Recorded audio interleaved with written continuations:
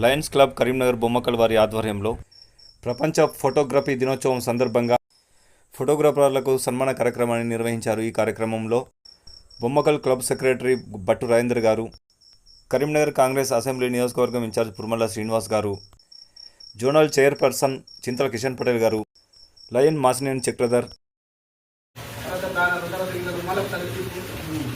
Lion బోడ Prasad, lion Asiri Suman తదితరులు పాల్గొన్నారు. దానవేని మల్లయ్య, అసిరి సుమన్, మడుపు అనిల్, కాల్వ హరీష్, కొత్తకొండ అనిల్ గారులకు సన్మానం చేశారు.